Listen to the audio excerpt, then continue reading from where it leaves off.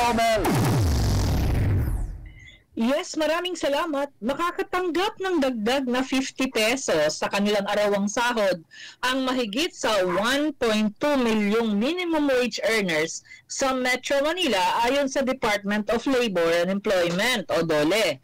Nakasaad ang aumento sa Wage Order number 26 na inaprubahan ng NCR Regional Tripartite Wages and Productivity Board at itinuturing na pinakamataas na wage hike sa kasaysayan ng rehiyon.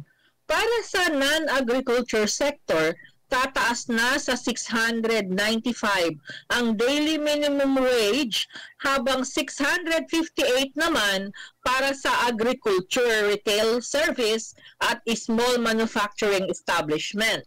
Magiging epektibo ang bagong sahod simula sa July 18, 2025. Isang araw matapos ang anibersaryo ng huling wage hike noong 2024. Ayon sa National Wages and Productivity Commission, katumbas ito ng dagdag na 1,100 hanggang 1,300 kada buwan depende sa bilang ng araw ng pagpasok ng isang empleyado. Binigyan din ni Labor Secretary Bienvenido Laguesma na isinasalang-alang ng Wage Board ang balanse sa karapatan ng mga manggagawa at kakayahan ng mga negosyo.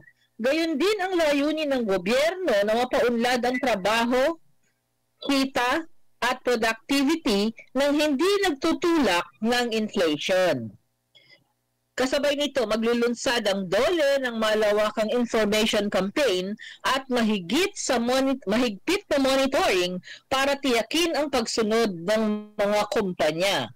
Maaari namang mag-apply ng exemption ang mga maliliit na negosyo at establishments na apektado ng kalamidad. Hindi rin saklaw ng wage law ang mga rehistradong barangay micro-business enterprises. Ang NCR ang unang rehiyon na naglabas ng wage order ngayong 2025. Inaasahan ang mga public consultations sa iba pang rehiyon mula Hulyo hanggang Agosto. At yan ang report. Ito po si Mel Aligada reporting para sa Media House Express, ang kauna-unahang internet TV radyo sa bansa. Back to you. Media House Express Balita.